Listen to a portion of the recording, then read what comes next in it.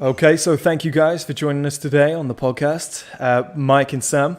I think it's good that you guys introduce yourselves in terms of what you do, your occupation, the company as a whole. I think if I do it, I might get a few bits wrong. It's a little bit too intelligent for me. No worries. All right. So I'm Mike Kosis. I'm the founder of Balance My Hormones, director and also case manager for patients who have questions about TRT, and we help manage and coordinate those patients in a very comprehensive program, TRT being testosterone replacement therapy. So we've set up a nice service for patients that aren't getting the care that they need through the NHS. They can come to our service and we could put them through the proper medical care for testosterone deficiency. Yeah, so I'm Sam, and I am the operations director for Balance My Hormones. We do the sort of medical case managing, coaching along the way with clients as well.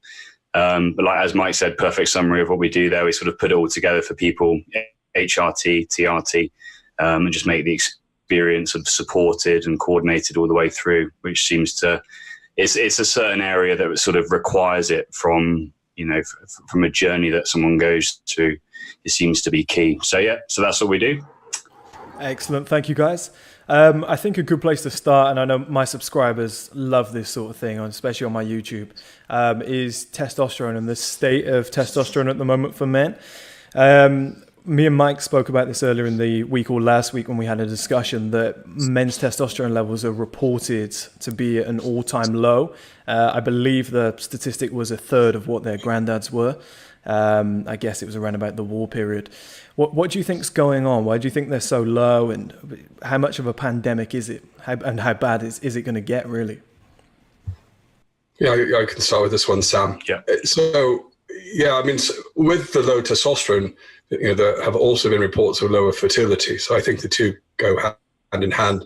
And if you just look at our lives since the Second World War and, the amount of pollution and the stress in our lives. So it's the lifestyle, how busy people are, not as much time with friends and family to kind of relax and unwind, not to mention the lack of, walking as much or physical activity.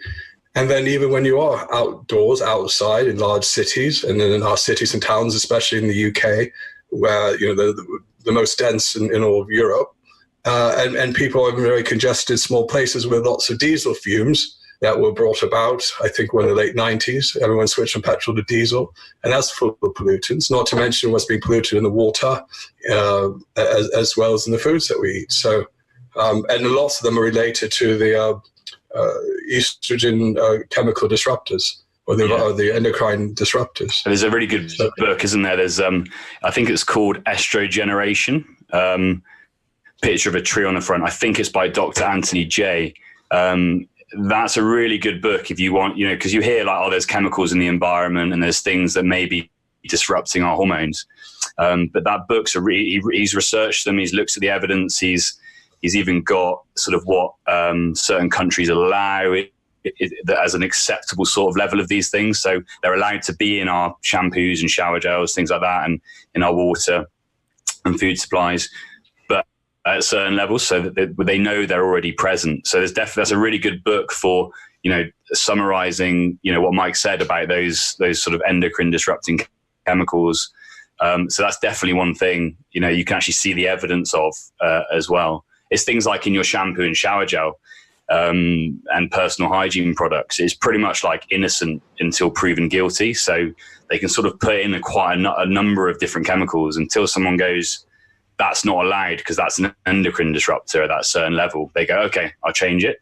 So there's the easy ways around it in that sort of, in that sort of area. Moisturizers, shower gels, shampoo. So definitely that blue light as well. I'm not sure whether Mike said that, but blue light and disruption of the circadian rhythms and how much we're exposed to as well.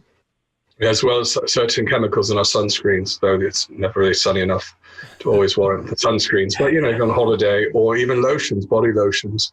And, people that think, well, it's just topical, it doesn't get into the skin. But we've seen with our own clinic that, testosterone creams depending on the formulation, it doesn't matter which penetrating formulation it uses, the testosterone can still get through the skin. Well, that's one hormone, but there are other hormones that may be even more potent, like the endocrine disrupting, estrogen mimicking hormones that do disrupt the rest of your body and get through the skin. So, these may be some of the reasons compounded over the years, causing the decline in men's both fertility and testosterone levels. Yeah, I also think that potentially there's maybe just more of an awareness. Don't know whether you guys agree or not, but it's that maybe more people are being tested when they present with like mental health symptoms, for example, anxiety, depression. Was it for a long period of time that it was just managed differently, given certain other drugs, certain avenues of treatment, and now it's more recognized as something that should be tested for. So maybe we're uncovering just more younger men. It's really common in the UK. If when I first asked to get my hormones checked, I had facial hair and they said, "You've got enough testosterone. I'm not doing a blood test for you." And they sent me away, with all of my symptoms. And if that's been happening, and that was, in the last sort of decade. So, 30, 40 years, I don't know. Maybe people, it's just not been picked up on or even recognized potentially. Women's HRT for menopause, obviously it's in their life, it's quite a big medical episode, right? Because they go from, it's very recognized, all the symptoms come on very quickly. So it's been recognized as an issue that women have over the years. But men, you rarely sort of experience that same, okay, all my hormones suddenly drop, unless maybe you lose your testicles or injury or something like that, or head trauma or something. It's a gradual sort of slow steal. So it's sort of men sort of wither away and they accept things as like depression, I'm getting old, fatigue, I'm just getting old, sexual dysfunction, it's just because I'm old. I do think if it happened like women, where we suddenly hit the age of 40 whatever onwards roughly, and suddenly they all accumulated at once and just hit us like a train, I think maybe it would be a bit more recognized potentially. In terms of fluoride-free toothpaste, hygiene products, etc., are you guys using all of them? Are you using the natural versions, etc.?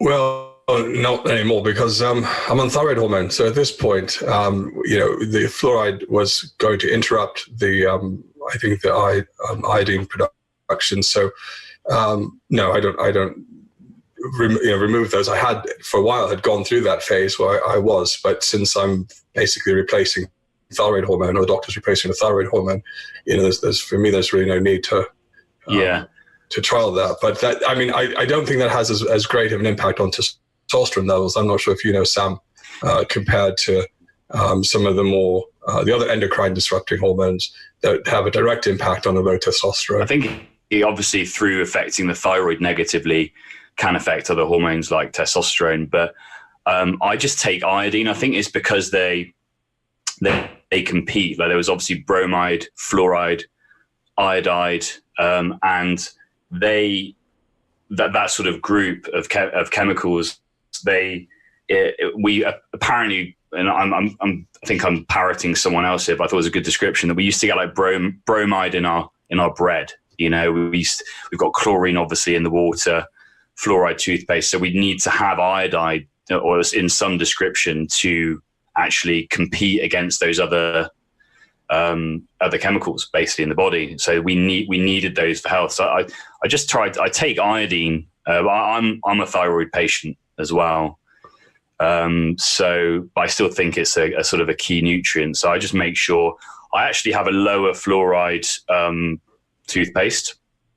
But I don't think I did it on purpose. I think it just ended up in my bathroom. So I could say that I do, but it wasn't on purpose. So yeah, I think that's the thing about it is we get plenty of, I think what it is you need iodine obviously for your thyroid hormones. And we were getting plenty of chlorine from water, fluoride, water, toothpaste, and we were getting bromide and stuff from bread, not getting enough iodine to keep us healthy. So that's why iodine supplementation is sort of key, and some doctors will suggest that. What sort of percentage of men do you think are suffering from this, or maybe living day to day? They've got symptoms, but they just kind of associate it as being normal, because, well, to be honest, everybody's kind of got these symptoms right now. Yeah, I thought the original statistics were about, was it 5% of men, possibly? But it seems like there are more people than that are suffering from testosterone deficiency, because they've changed the definition. For the countries that use insurance-based healthcare systems, they'll lower the level, the threshold for where you get treated. For our NHS, they've really lowered it. You have to be practically dead to get on testosterone treatment through the NHS. So I guess it depends on what you define as where does testosterone deficiency start. Some of the clinicians, I hate to say endocrinologists, because we've got feelings about endocrinologists and treating testosterone, but they'll say, well, it's hypogonadism, and only true hypogonadism is that in which it's defined in this very narrow range, and it's either primary or secondary. And then there's a greater body of evidence that's looking at testosterone deficiency as the title to describe this lack of testosterone in the male population. Some people will go so far as calling it testosterone optimization. How do you optimize one's testosterone from just a normal level to an optimal level? And that gets into another area. But depending where you define it, that would be the percentage of the population that suffers from it. But recent guidelines like the ISSM, not the ISSM, it's the IASSM, the Aging Society for Males, describe that you have to look at a combination of levels or a guidance, but it doesn't tell you if you were high in your youth and now you fall in that degree, that rate of fall from having a higher level to maybe you fall into the average range that's defined by the NHS. That's not fine for that person, that individual. That person's still suffering, has all the symptoms. So you really have to look at the symptoms that person's suffering from. You may also have to look at the amount of free testosterone due to binding hormone, and to really put a picture together. And you may need to go as far as genetic testing to look at the certain CAG repeats in their androgen receptor. Yeah, because there isn't a level of testosterone that is proven that a man, when they reach, or if they're coming down from a certain level, it's here that men will start getting symptoms of testosterone. And that's where guidelines that were made up for doctors, if they come across a patient that they think may need this sort of treatment, right? They look at the guidelines and they go, right, well, I can have a good fair crack at either providing this treatment or referring them on based on the guidelines. They have become rules, and particularly in places like the NHS, where there's absolutely a cost implication that needs to be controlled. Things like even like women's HRT, needing to only be on it for 5 years and that's all you're allowed. There's not strong evidence to say women could only get benefit from hormone therapies for 5 years and then it stops. That was based on, cost versus efficacy.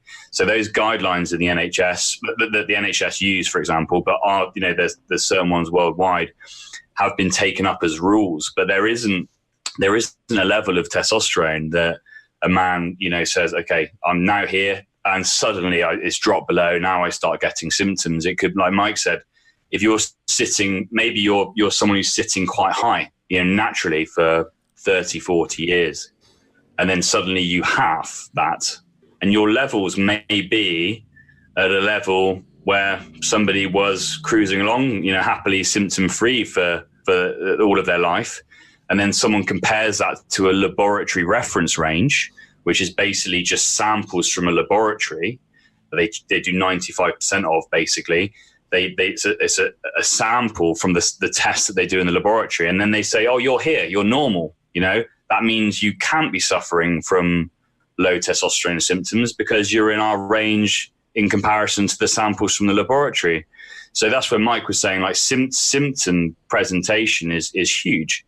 It can direct you down that path, and then you can get blood tests, but you ultimately, need to be assessed by the doctor. The same thing goes for thyroid. Before there were accurate thyroid blood tests, I think it's almost a century now that they've been using thyroid hormone in patients. They didn't have blood testing. They based it on your symptoms. Sometimes they did a physical examination if you were extremely underactive. And then they would try you on the hormone. And if you got better, that was a successful treatment and you needed it. And if you didn't, you'd stop it, basically. So in places like America, you very much can, whatever blood levels you've got, if you've got a certain level in the blood, but you've got symptoms, lots of doctors will just try you on TRT to optimize those levels. And that's where Mike said that the testosterone optimization therapy sort of phrase has gone from TRT to TOT instead of replacement is optimization. And then you often can get treated, but it's a little bit of a different situation in the UK and Europe with sort of what doctors can do with the sort of regulation that they've got. But it is, to answer the question of how many, it's hard to say because I suppose it could be multifactorial as well. You've got hormones in there as well. But I think TRT and HRT, or the thyroid treatment, hormone replacement, is definitely, if you're experiencing any of the symptoms, which can be higher anxiety, lower mood, fatigue, poor sleep, sexual dysfunction, that could just be lower libido, that could be erectile dysfunction. It doesn't have to be all of them to tick all the boxes. If you're experiencing any of those, TRT or HRT or hormones should be a box that needs to be ticked off and checked in your path of figuring out what is wrong, if that makes sense. That does make sense. That's actually blown my mind because I've always been told that it's between this range and this range is healthy. And the only thing I've ever known, I didn't realize until the other day when Mike said that there was a British range as well. I've always looked at it as, is it nanograms per deciliter, the American measurement?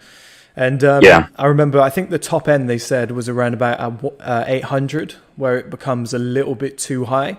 And my dad, around about, I guess it's probably 4 years ago now, he managed to get stage 4 prostate cancer.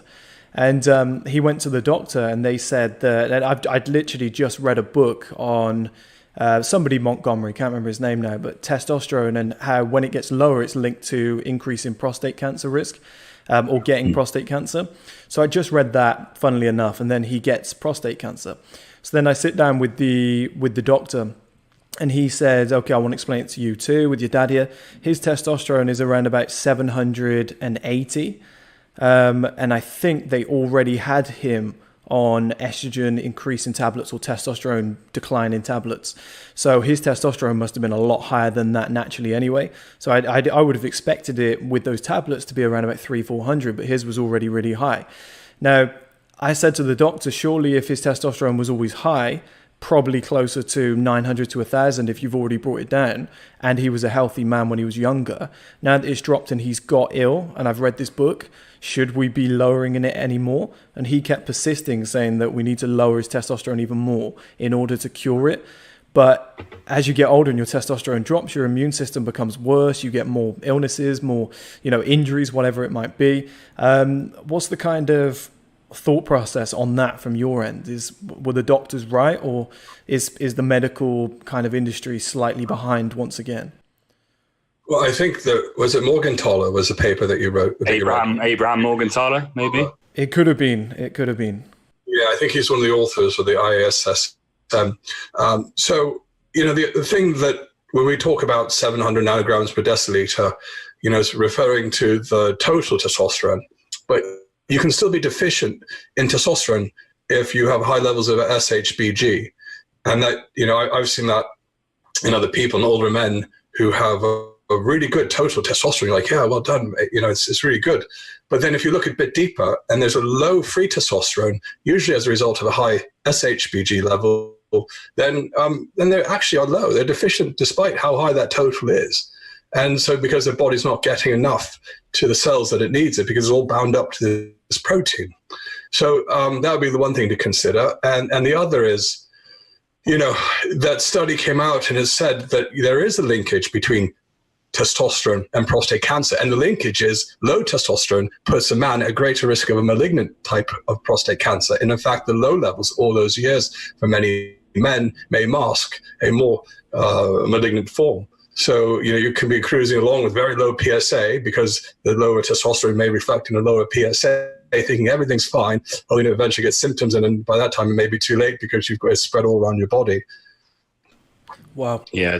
I mean, when you've got a active prostate cancer, you know, depending on where you're treated, they often will, you know, involve that sort of suppression of the androgens, basically. But I think it was 2018, and I think it was the American Endocrinology Association or the Urology Association, but it was Abraham Morgenthaler leading on that. I believe he said that now doctors the guidelines were doctors have to tell patients that there is no evidence to support that testosterone causes prostate cancer, and in fact, it may be protective, which is obviously huge when they've reviewed all the evidence, thinking that actually doctors are still, even in this country, like if you grabbed a doctor and most doctors and went, is testosterone good for you? They probably say it causes prostate cancer, you know, that because that's drilled into them from that side of things. So when you're, you know, depending on the doctor, I'm sorry to hear about your dad, by the way, that's okay, awful that you got that. Sure. Yeah. He, you know, the depending on the doctor that you see in the protocol and the guidelines in the area that you live and all those sorts of things, they may approach it in a certain way, and that can be suppressing androgens, and there's a whole host of things they may do, so it may vary.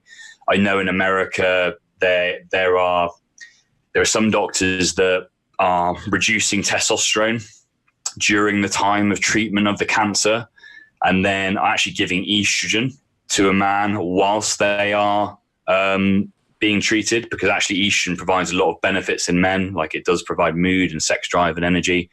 So it's almost better than just having no testosterone or estrogen. Having the estrogen is and there was some evidence showing that it actually reduced cancerous cells, which blew my mind. And they're actually, in some places, they're looking into that, sort of investigating bipolar androgen therapy, where they're giving men high doses of testosterone when they've got a prostate cancer, high doses of testosterone followed by none, and then high doses again, and then none. I think off the top of my head, something like 400 milligrams at a time, and then stopping. And that was actually helping to fight the cancer in the prostate. So this is where it's sort of heading. But as far as I'm aware, like the majority of places sort of in the UK and things like that, it will involve, you know, trying to remove androgens to a certain extent.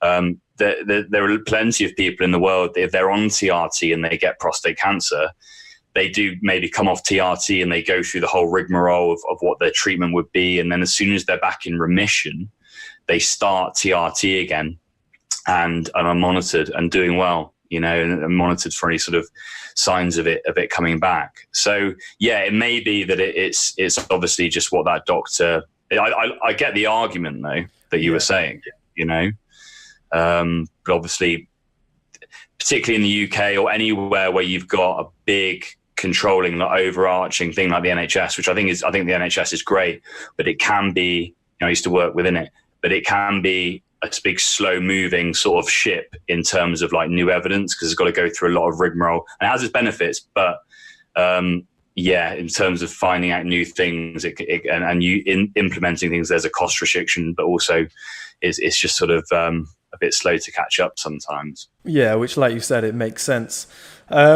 In terms of, I know we touched on it earlier, it was going to be one of my later questions, but in infertility, I see that the rates are on the rise, and I know it's not historically accurate, but you watch old films, it seems like people have sex once and they've got, you know, triplets on the way. So, but in the modern era, you got people trying for babies for years and sometimes still not succeeding. It's a very touchy subject. Usually you can't speak about it without evidence or experts. I feel like I've got two here.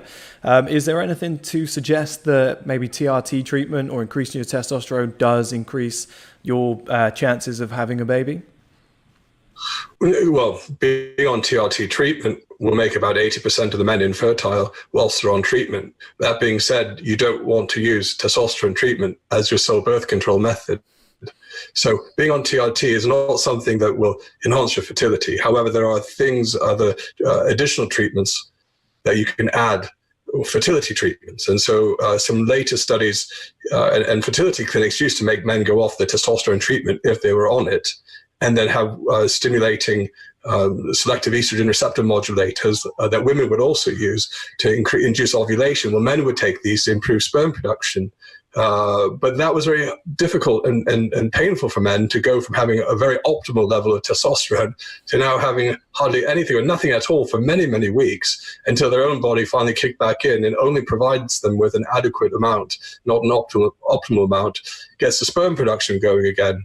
But it's not ideal. So I think in Baylor University, was it, Sam, Dr. Lipschultz did some studies on, having your cake and eating it. Essentially, a man doesn't have to go off his testosterone treatment. He can maybe slightly lower it to stay on the same treatment and then add in something called HCG and occasionally a serum called clomiphene used concurrently together to both maintain his libido through the exogenous testosterone, but also improve the intratesticular testosterone in his testes. Because I guess the irony of it is, you can have all this testosterone circulating in your body from the injections or the creams, but your testes is where it matters. The origination, when the testosterone is created within in the testicular tissue, that's what helps drive the fertility. But just because you've got floating around in your body from an injection doesn't necessarily, and in fact, it has a negative impact on fertility. Oh, wow. Yeah. I wouldn't have thought that. That's crazy.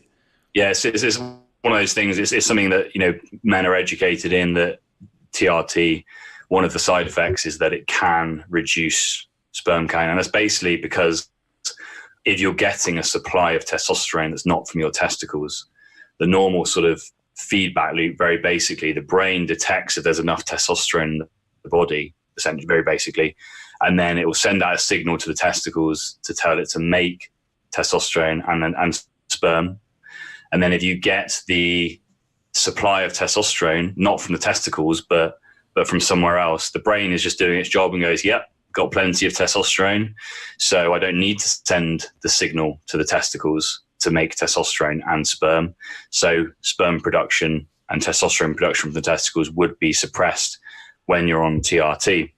And it's like having you've got a thermostat in a house, and it's set at a certain temperature. When the thermostat detects as a temperature drop, tells the boiler to turn on to make some more heat, reaches a certain heat, the signal from the thermostat switches off, and then you're keeping the temperature regulation.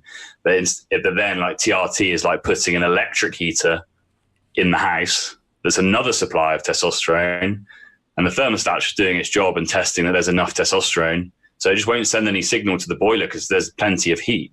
But turns out, that boiler, which is like our testicles, also makes sperm. So that's why you end up with a suppression of testosterone production, and sperm count can go down. But like Mike just explained, there is an option to stimulate the testicles to create sperm again whilst you're on TRT, which is called HCG. Does that work in a similar effect the way steroids work, where let's say they have what's called a half-life, which you're probably aware of, where let's say you take them for a year, and then it will once you get off them, it might take 6 months. It's usually half of how long you've been taking them. So 6 months to get your natural production of testosterone going again. Is it similar without the side effects, of course? It's so steroids, testosterone, sometimes they get mixed interchangeably because the backbone of the organic molecule is a steroid ring. And, some from the control point of view, from the government, may lump testosterone in as a controlled substance, as it is in most countries. The premise that you're talking about, though, the time for recovery after being on either exogenous hormones or testosterone, and I'll just go through the difference between what's the difference between testosterone and steroids, is that testosterone mimics or is identical to what your body makes. Okay, and it comes in different formats. So you can have testosterone as a raw, natural, bioidentical testosterone that your body makes, and it has to get into the body. Usually, can be through a cream or a gel applied either on your skin, on your chest, or under your arms, or on your scrotum if it's a cream. And injectable testosterone is tied to a fatty acid ester, sometimes found naturally in the body, sometimes not, which the body enzymatically, through enzymes in the body, it cleaves off this chain, this fatty acid chain, which slows its release in the body, and giving what the free-floating natural bioidentical testosterone. So they both kind of do the same thing. An anabolic steroid looks similar in the molecular structure to testosterone, but it's not. It's tweaked. There might be like an oxygen group or hydrogen group within the organic structure causing it to bind differently to the androgen receptor, because that's what all these hormones do. They bind to a receptor and activate some sort of cellular response. So this is the difference between the two. One is identical to what the body makes, and the other is a synthetic version of testosterone. Okay, and any of these will suppress your natural production of testosterone over time. And I think the rule of thumb is usually twice the length of time off the suppressing hormones as you were on them to get a full recovery. But and most people have a full recovery, but recovery to what? To a normal level, or then do you get stuck to having a inadequate amount compared to what you were used to? Because the body can change its response to how well you feel on a certain level of testosterone. So some guys who were normal before may return to being normal, but they don't feel normal once they've returned to that level because of how they felt in the past. I think that's it, isn't it? It's important to note that when you hear of steroid use, when someone is abusing an anabolic steroid, or sometimes they even abuse testosterone too, that they're people with functioning systems that produce testosterone that want to take large amounts of these things for physical changes, usually athletic performance enhancing, and they want to take it for a period of time, a length of time that's long enough where they get the benefits but the side effects aren't too bad. And what they want to do is they then want to try and get their own body's production back, which is the bit where they stop. Then they're trying to get their body back online. And that's the difference, is it? That time, there isn't a set time on, time off. Some people advise it, but you can be on, a bunch of anabolic steroids, for example, and your suppression may be more in one person than another. And the time it takes for your system to come back may be slower than another. Age, obviously, function of the body, how it was functioning before. I mean, some guys head towards that side of things because they've got symptoms of low testosterone, and they gravitate towards things like androgens, and they hear about these things and people having better sex drive and better recovery. So they actually end up, maybe they had a testosterone deficiency to begin with. So when they come off the anabolics, they weren't working very well, first of all, and now it's worse than before it started. But that is important, that Mike said, is that the anabolic steroids, testosterone was what they isolated, and then it was for medicine over the years. I mean, testosterone's got an androgenic to an anabolic ratio of like 100 to 100, and means it has an androgen effect in the body, the masculinizing features, all those sorts of things and effects that men need, alongside a sort of tissue repair building sort of anabolic ratio. And their aim through taking testosterone and then chemically altering it, like Mike said, was to try and improve that ratio so that they could give these new anabolic steroids to women, to children, to people around surgery, to enhance healing, to enhance recovery. A few other sort of applications for them, like improving red blood cell count and things like that in anemia. But that's what they were trying to do. But then obviously athletes were like, well, I can take something that's like testosterone, but it's got an anabolic ratio of a massive anabolic effect to like a lower androgenic effect. I'm going to abuse those. And that's sort of how it came about, is you've got anabolic steroids, which were chemically altered versions of testosterone and some of the other derivatives of testosterone. So it's clear, it's good. It's important to make that, that sort of distinction between them. That's good. Go ahead. Yeah. That's a good point, Sam, because, and I think the part that you mentioned about certain men who gravitate towards, seeking these treatments, they might be in the gym seeing their mates who might not be on anything, but they suspect they are. And because they respond very well to certain activities, diet, exercise, and the other guy doesn't. And he, like you said, he has these other symptoms of sexual dysfunction potential, not as good as his mates are. And so he seeks it out, just like some people, if they don't discover, our services, they'll order a blood test because their GP refused it. And then, unfortunately, they'll end up trying to self-medicate because they have nowhere to turn to, or they haven't discovered the other options. And it's because they're seeking answers, to this problem that's not really being addressed by the NHS. So I've forgotten the question, but we got way off topic there. What was the difference between? It's okay. I quite I quite like it when it goes off topic. It means it's an organic discussion. So it's hard. I kind of get lost in the discussion myself. It's hard to monitor everything, think of the questions, and listen to what you guys are saying. So that's cool. Yeah, stop us if we're rambling. Yeah. I was going to ask about, because you touched on a few things there where you said it seems as though there's a lot of things that are environmental that are affecting us, but it also seems as though there's definitely a part that genetics are playing. What would you say the kind of split percentage is between the two? That's difficult. I mean, there's so many factors that potentially could be. Or is it the environment affecting the epigenetics? Yeah. So you've got your blueprint, your genes, but then you've got the instruction guide of how to make that. So, and if that gets upset or disrupted, could that be one reason for? And it could be the environmental toxins affecting the epigenome. So, yeah, I couldn't give you a percentage. I don't know. I mean, what we see are we get the men. And sometimes women, because women can have low testosterone as well, they come in to the clinic or contact us and have these concerns, and then we have to address them the best way. I think that's it. Is that there's no way of knowing whether this is your genetics 100%, whether it's epigenetic, whether it's environmental. There's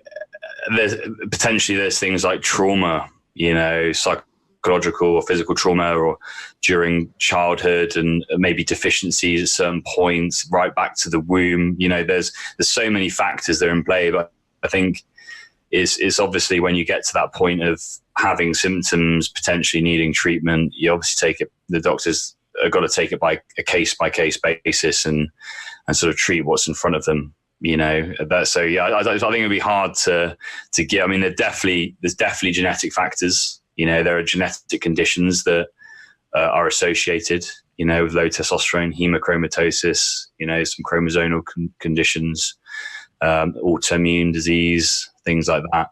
And then, there's the environment, and it's just got to be a mix of both, right? To end up, do you agree, Mike? Yeah, I agree. I mean, even with the autoimmune disorders, it could be, if you're allergic to wheat, celiac, potentially that could be causing a flare-up, and that's more for thyroid. But who's to know what other effects of that autoimmune are on your testes? If your body's inflamed, one organ could be inflamed in the other. Yeah. So you said epigenetics, which really caught my attention. I've always said, guys don't realize that what they're doing now and how they're living now is affecting how their kids are going to be in the future. And I believe epigenetics is going to explode. I mean, it's already taken off, but I think it's going to explode in terms of showing people why certain things have happened to them in their lives, or, how it's been passed on. I think it might take the percentage of discussions that genetics alone has been taking. It's going to take responsibility for them in the future. With things getting worse, as we said earlier, the testosterone levels are a third as what they were, let's say, 100 years ago. Let's say this trend continues. Are we looking at a situation, I don't know if you've seen the film, but would be similar to something like Children of Men, where the entire planet goes, you've seen the film, that's okay then. Yeah, I like that film. Yeah, great film. Yeah. That's a good film. I don't know. We lost down to the last one, and then a new child's born under this new. Yeah. I hope not. I think that'd be terrible to still be in the future. Yeah. But I think there are ways that with technology, worst case scenario, it would just make it more expensive for people to have children. You have to have more IVF, you'd have to have more intervention, and that might not be for everyone. So there may be a big divide between those who can afford it and those who can't if it's not provided on the NHS, or it might be out of the budget for the NHS. So, because obviously that would be more on a national level, kind of part of the country strategy. If you're losing population, that's not going to be really good for the economy, for anything. Yeah, I think it's. Sorry, Mike. Just going to say, it's one of those things where I think if it's being recognised as an issue, there's got to be some massive recognition of it and act upon it in some way. It's got to be. But look at pollution, global warming, things like that. The environment there's plenty of people sort of campaigning for it and pushing it, but I don't know how much of an influence they're having. But that could equally, be as detrimental to our lifespan, and the fact that men's fertility levels are dropping already, finding out what is the cause or what potentially could be the cause, and then taking on a mass scale to sort of try and, remove those factors is probably where it needs to go, I think. But it's time's going to tell, isn't it? It's going to be the trend. I mean, I know the ginger gene's dying out, so I've got to try and keep that one strong for as long as I can. So yeah, lots of HCG for me. But yeah, I think that's my view on it, Mike. I don't know, sorry, I cut you off. I think we can just chip away. I guess I'm more of a rugged individual in some regards, in the sense that, we can't always depend on a big government program to solve all these problems. And where we can, on the ground level, help to make things better, that's what we're trying to do. That's why I set this up. I couldn't depend on the NHS to change their policy towards men with low testosterone. So, I set up Balanced Hormones so we can find solutions for people who weren't getting the help that they needed. And that's all we can do, is hope that there are interventions. And if there's enough people on a larger scale that could come together, it might happen. But like Sam said, look at the environmental movement. It's just very slow and incremental, the changes. And, this has been going on for 30, 40 years. You don't see a massive change. We're still using fossil fuels. There's still, pollution. The oceans are getting worse with the toxic plastics, which we then eat through fish or fish oils. And it's doesn't seem to be getting any better on so many fronts. So if we can do our bit, our part in the TRT world, but in some ways we're fighting fire with fire, right? Ideally, the body would make more of its own. We would find some sort of genetic or some therapy that would instruct the body to make more. But the least invasive, probably most cost-effective method would be some sort of exogenous testosterone treatment. Either some topical scrotal cream or injectables if it works for most men. And when fertility is required, it might require a few more treatments added to the mix, or there may be testosterone boosting treatments if you've never been on an exogenous testosterone. So there are ways that can help today men that have low levels, and hopefully with an eye towards the future, if the environment cleans up, maybe men generations from now might not need testosterone, or maybe we get so many men on testosterone treatment that it changes the epigenome, where then the body requires more testosterone. So either it has to kick in, make more, or we're always on testosterone. I'm not really sure. Yeah. One thing I really wanted to ask you again, well, both of you, but specifically Mike, is when we spoke the other day about the receptors in the body and how, I think it was pollution, how that's affected the receptors. I think you said that you can have all the testosterone in the world, but if the receptors get affected, it means nothing. That blew my mind. Yeah, there's certain endocrine disruptors that don't just disrupt the pituitary axis for the production of testosterone. I think this is also in that book, the Anthony J, about estrogen. What's it called? Estrogenation, Sam? It's like how the Americans say estrogen, so it's like estrogeneration. Estrogeneration. And so there's a certain type of this chemical endocrine disruptor that actually attaches to the receptor, blocking the entry of the testosterone or the androgen into the receptor. And so you could have lots of it floating around, but you've induced a state of, what's it called? Androgen insensitivity syndrome. Or some people, there's a genetic component where you test their blood, they've got a massively high amount of gonadotropins, LH and FSH, that's like part of the thermostat, and they get massive amounts of testosterone, but they have feminized genitals, or very small genitals as a result, because they've got this genetic abnormality which causes their body not to either make dihydrotestosterone or receive the dihydrotestosterone if it does make it. So that's, in some ways, it may be what some people might be having created as a result of exposure to these chemicals. This is the other argument in America, the sort of leaders in the field where they're able to be a bit more liberal with how they treat, is that their argument is thyroid sort of insensitivity, thyroid resistance was something that they fought for in the medical community for a while, which was you may need larger amounts of thyroid hormone to actually exert an effect in the body that the body needs because of insensitivity to receptors being blocked. And just like with insulin insensitivity, where diabetics need more and more and more often, to actually have the same effect for insulin to control blood sugar. That hormone is needed to control blood sugar. Thyroid hormone is the same.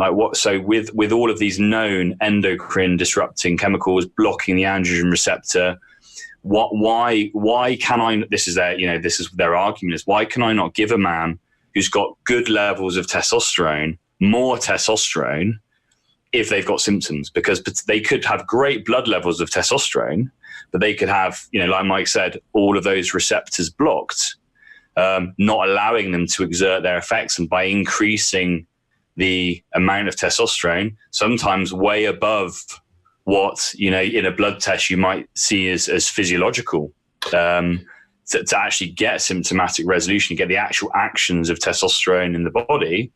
Why can they not do that? So that's why they, are using the argument of there's no evidence to show it's a certain level either, that testosterone levels, symptoms begin to appear at a certain testosterone level.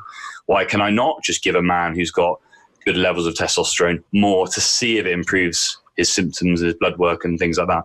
So there was androgen insensitivity syndrome that I've seen in some of the NHS's NICE guidelines. And one of them was, for those particular subset of patients, they will give what they consider a massively high dose. So they may give 250 milligrams of testosterone per week for those patients to get enough. But that's really the only treatment. And ideally would probably also have like a DHT component as well, but that's not available commercially. So they recognize it for those it's a very rare amount of people, a very small amount of people that would have that particular genetic defect. But so that it's already kind of established. But you're right, Sam, in other people that might not have been identified because of environmental factors. We see that some patients require more testosterone than others to resolve the symptoms. There's a common kind of thought out there right now, especially in kind of the sporting world, that I guess a lot of weightlifters too, but as soon as you get to around about 40, a lot of people are saying, well, if you've got enough money, you should get on TRT. Is there kind of a recommended age, or is it very case by case? I think it's case by case. I don't think you can say if you're 40 years old and you've got a really good functioning pituitary axis and you don't really have symptoms other than the desire to be really muscly. But if you've got the libido, the morning erections, good amount of energy, get up and go, and you don't seem to have the other problems, then it's kind of a waste to do that. But you can keep an eye on if things start degrading, or you can get a blood test and you can take that blood test and say, wow, I'm 40 years old. I've got these massively optimal levels at 40. And you can hang it on the wall, be proud of it. And then if you start getting symptoms 5 years later, 6 years later, then you get another blood test and then you can got something to compare it with. And now you know what your optimal level was, at least at that point at 40. And when it goes downhill from there, you'll know, and maybe you've got that evidence to show your doctor to say, well, I was here at 40. I got these symptoms now and I'm 45.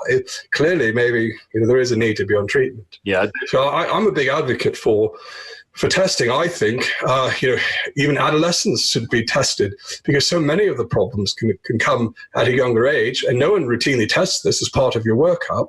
And, there's psychological issues. There's issues of not entering puberty at the same rate as your peers. Sometimes it's not just delayed puberty, but it could also be the fact that you're hypogonadal, but in an adolescent state.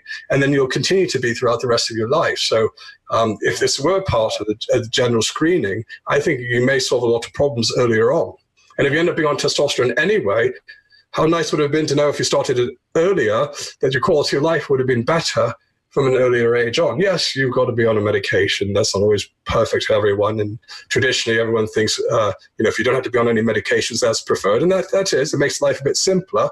But if you've got these symptoms lingering for decades that affects relationships and your quality of life, then I think there's an argument to be made for starting, or at least monitoring, screening people at a younger age. Like thyroid issues, for example, are picked up in younger people, obviously there's in things like the NHS, there's obviously restrictions. Everyone's not just tested for everything every year, but starting in some insurance companies and things, they are figuring out that if they test people earlier on for things like hormone deficiencies, it's probably going to save the money in the long term of other health conditions.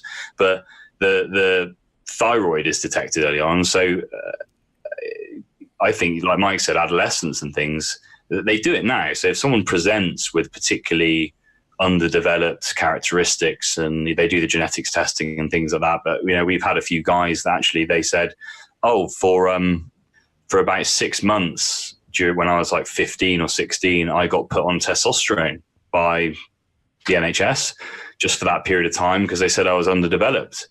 So they had low testosterone, they got put on testosterone for 6 months, and then they've come off, and obviously they were suppressed during that time, and then they've got low testosterone again. And it can be like their late 20s, early 30s, but they've lived for the last decade with, on antidepressant medication, anti-anxiety medication, lack of sexual activity, all those things. So it is sort of picked up, but it should be screened, like Mike said. It should have been looked at throughout the journey. And I think that, going back to your question, I don't think if you're at 40, if you're at 50, if you're 60 and you've got good levels and you don't have symptoms, I don't think there's any reason to at all. I've chatted to some like 55-year-olds that are like, they've got higher levels naturally than I've got on TRT.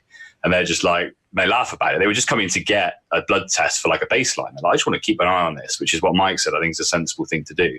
Have that baseline, and if it changes, then you can compare.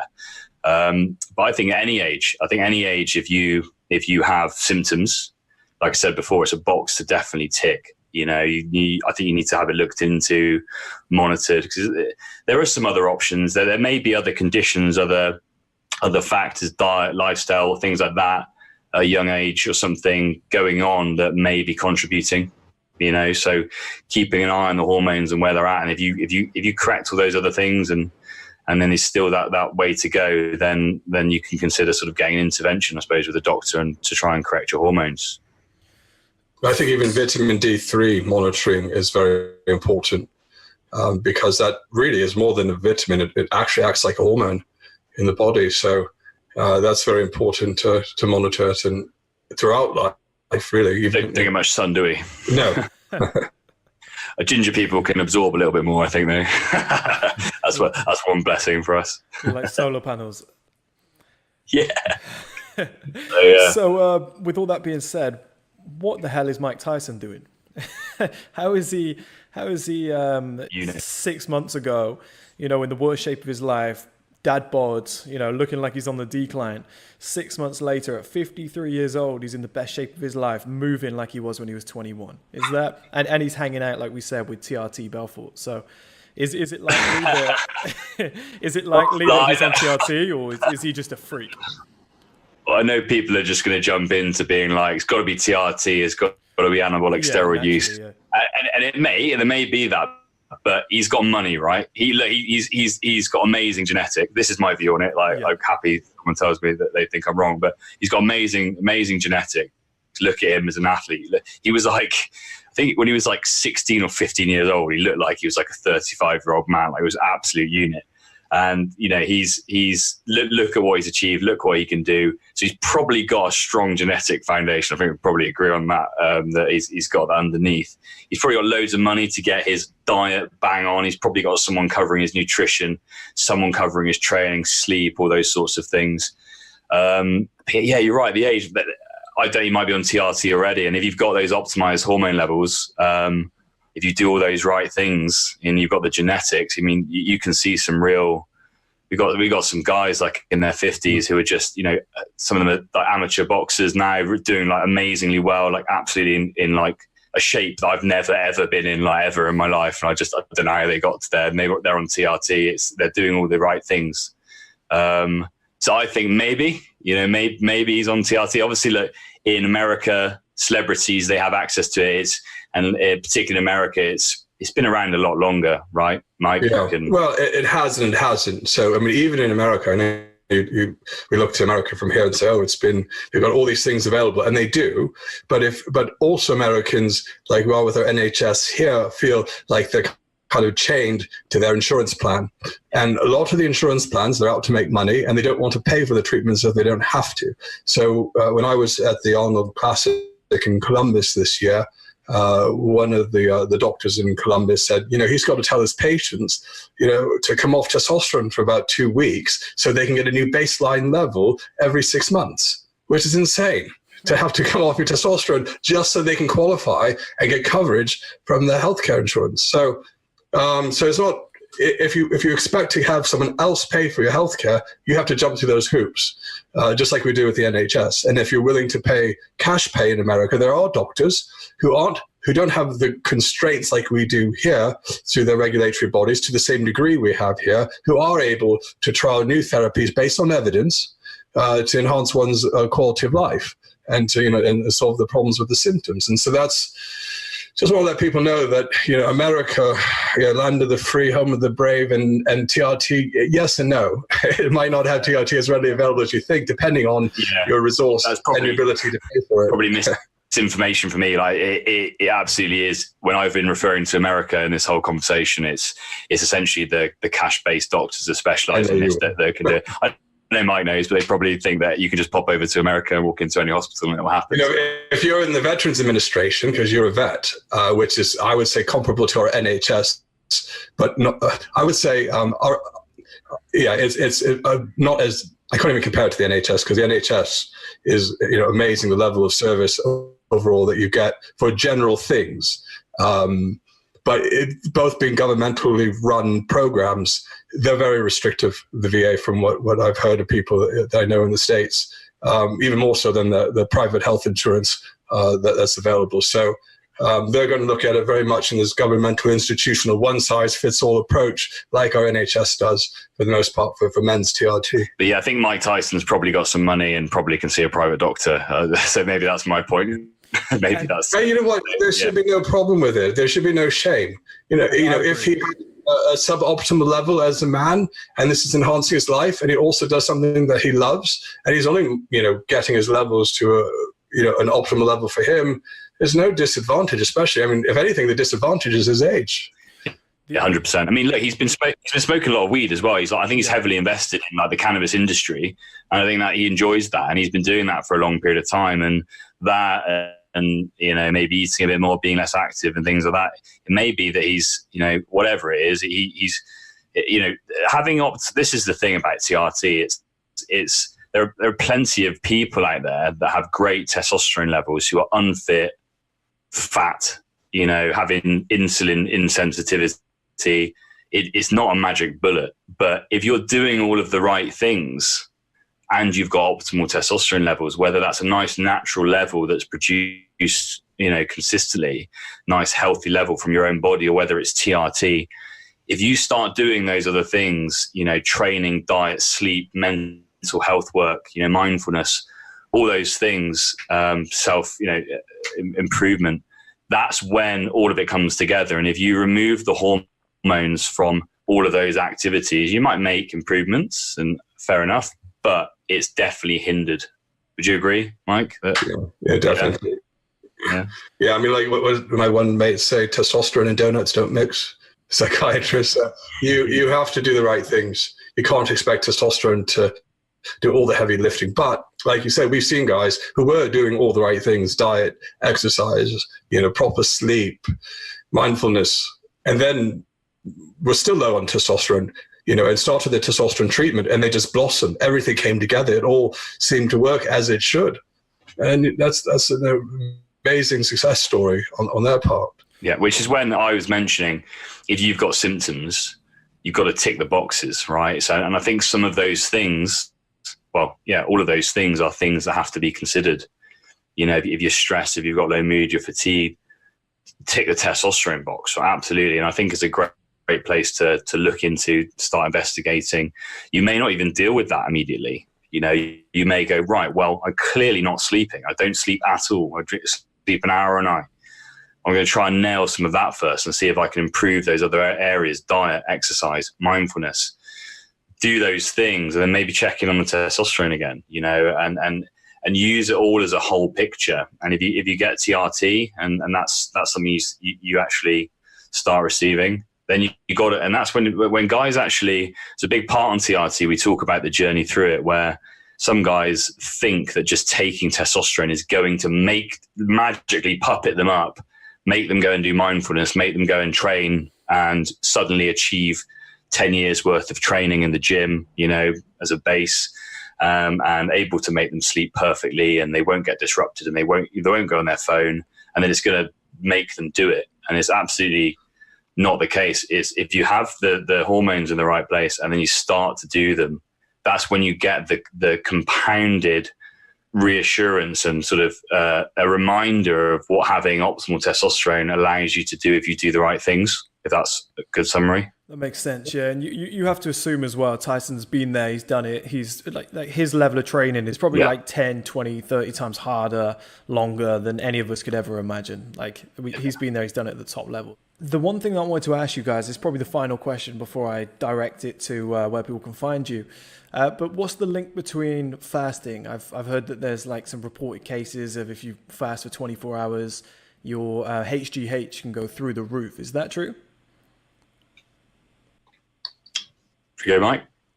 Yeah, there is something when you fast, you can get elevations, but any of these interventions are short-lived. So they say if you do squats, you're going to boost your testosterone level as well, or if you eat this or that, you're going to get this boost. And I mean, you can't go around your whole life fasting just to get that growth hormone boost, and you can't do squats all the time just to get the testosterone release. So look, there are certain interventions they do to test your growth hormone as a growth hormone stimulation test, where they'll intravenously inject arginine, or they'll have some sort of growth hormone releasing hormone to test your output of your growth hormone so you can actually measure that. And so there are interventions that you can take, but those are called diagnostics. Those aren't necessarily your full-time treatment if you are deficient in one of those. So I don't know. I don't know enough about it. I do remember this. Some fasting, you can get higher levels. I know when we have people do their blood tests, we ask them to fast, mostly so that we would get a proper look at the lipid levels, making sure the triglycerides are low enough. And in our normal panels, most men we have to do a special test for IGF-1, which is a measure of the function of growth hormone. So growth hormone is very pulsatile in nature, and you're not going to just be able to randomly go get that test at this time unless there's some sort of stimulus. And fasting isn't normally one of the stimuluses that are used by the laboratory to measure your growth hormone. Okay, so it's usually some other sort of drug. I think somerelin is a growth hormone releasing type hormone that's used as a diagnostic to test your function of growth hormone if it's suspected that you've got a growth hormone deficiency. And then if you're put on treatment, it's usually human growth hormone after that. But generally for clients that we're looking to see what the function of the human growth hormone level is, you can measure something called insulin-like growth factor 1. And insulin-like growth factor 1 is a good determinant because it sticks around in the blood a lot longer. So growth hormone, the way it works is it gets secreted from the brain, the liver converts it into IGF-1, and then if you measure the IGF-1 levels, you then have a better understanding of how much growth hormone's in the body. Okay. I think it's that part as well, in the presence of low insulin. So obviously when you eat food or carbs or things, if you get an insulin release, I think it blunts that IGF-1 conversion in the liver from your growth hormone. So optimal growth hormone, like if people are using growth hormone exogenously in any sort of circumstance, or even like the peptides, often using it in a fasted state helps with that growth factor production.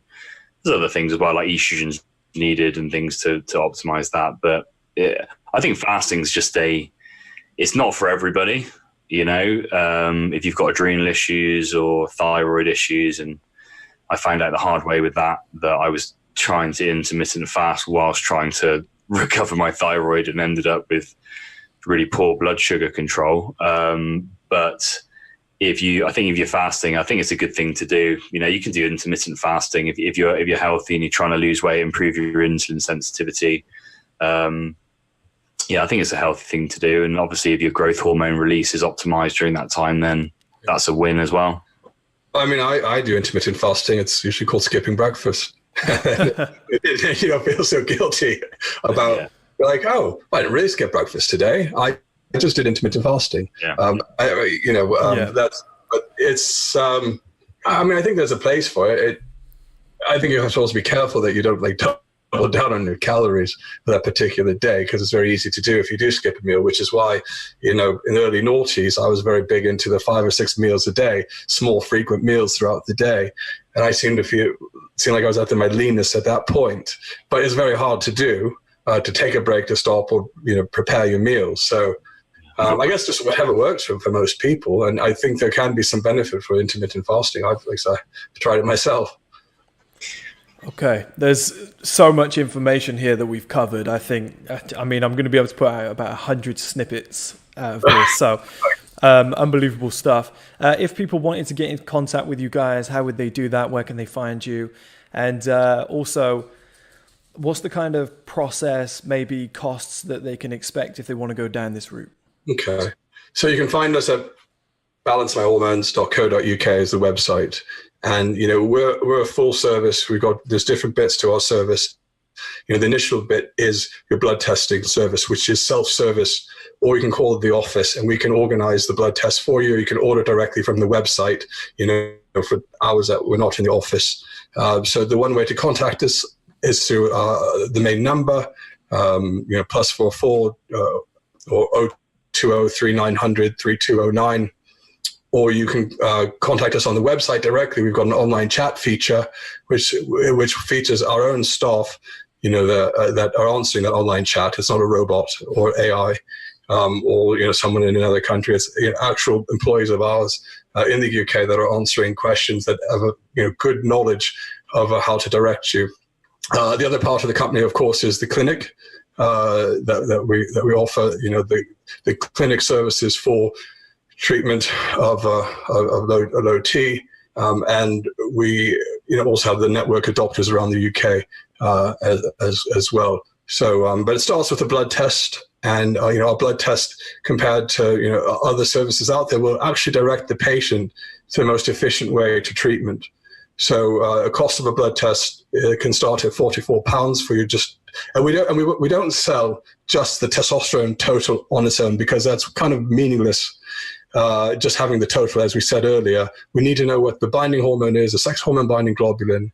We need to know what your calculated free testosterone is to get a better picture, at least if you're just curious about your testosterone. So I think we sell the test for I think a lower price compared to other companies that will sell just a testosterone test. We try to give you a testosterone plus is what the test is called. And the secondary test, there's two other tests that we will aim you towards. It's a mini comprehensive one that looks at just enough for like hematology, full blood count, cholesterol levels, testosterone, estrogen, luteinizing hormone. They're on the website, and that test is about £79. So the general range is $44.95 up to about $155 for our most comprehensive test that looks at a whole load of things like vitamins, as well as a full blood count and everything you need for TRT. So all the tests are directed, one, if you're curious, and two, to help you get on treatment, once you've satisfied your curiosity and you find out that you might be low. And our staff is there for full support and the coaching, for that part of it. And then obviously if you do get on treatment, Sam could tell you about the other part of the service, that could vary depending on which treatment that you require. It could be anything from testosterone boosting with certain fertility medications, all the way up to testicular scrotal application of creams, to certain injectable testosterone that may be needed. And there's obviously a cost for the doctor's consultation, and as well as the medication. Sam, do you want to? Yeah, we've got a good, the best, obviously, the treatments are bespoke. It's not just one thing for one person. But if you go on the website, we've got a summary of costs on there, a whole page on it. So it's probably better people just run through that and you can see them on there. It's pretty easy to see. As well, for the blood test part, there is as well. So, I mean, I think one of the things that we work through the process is to make sure that you're supported every step of the way. You essentially, you get your TRT coach that's there to support and guide you throughout the process. Even when you come in for a blood test, if you have questions, we're there.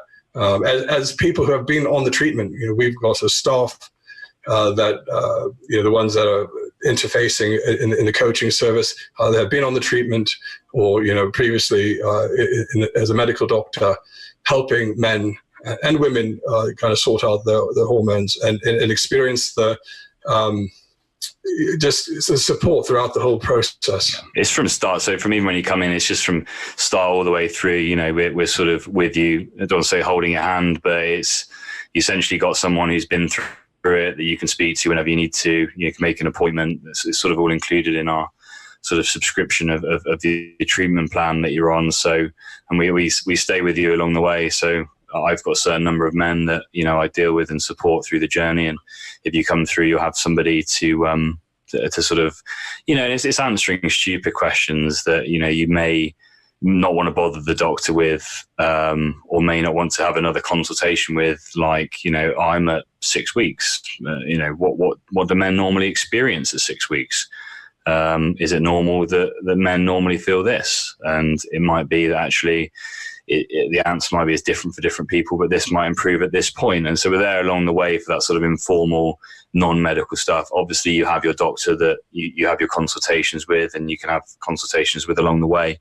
But yeah, it's that sort of that personal coach side of things that guys find really helpful. I mean, when I came through, I had anxieties. I mean, even, you know, someone mentions about it, there's usually questions like, you know, how often will I need to do this? What's it going to be like? If you suddenly feel strange or weird, or this is the classic thing, is there's a lot of misinformation or utilization of information about TRT and social media by certain people and doctors and things to sort of make people gravitate towards them. You know, it's create an anxiety about something, then give the person the answer to the anxiety, which is to come and see me.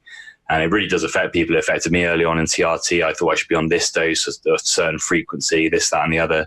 So just have a certain point of contact of actually knowing a big patient cohort of what they go through is usually really helpful, just to separate sort of the wheat from the chaff, you know, on the internet, because you can read something, right, and it can terrify you. Yeah, it can be a minefield out there for some of these guys. I mean, we talk to some of them that, you know, you find out, they say, oh, well, you know, I thought about this, I heard about this online, you know, wanted to try that. And you've got to really support them to say, you know, stay the course for what the doctor chose, because it's very easy to go down into the weeds with it because you heard this and you heard that. And that might be applicable to someone who has a particular almost phenotype of it, you know, they might have certain blood panel. That might be the best treatment for them. But really, the best treatment for a patient is a treatment that's going to work best for that patient.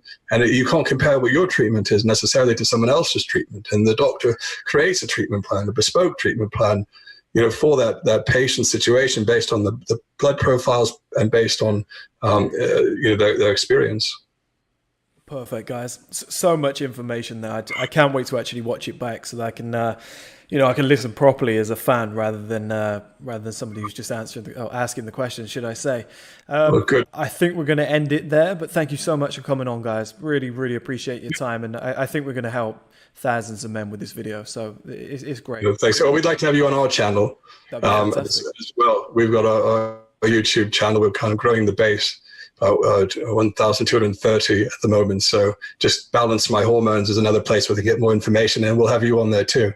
That would be great. Thank you so much. Really appreciate it, guys. Cheers, mate. Yeah, thank you. Speak to you soon. See you guys. Cheers.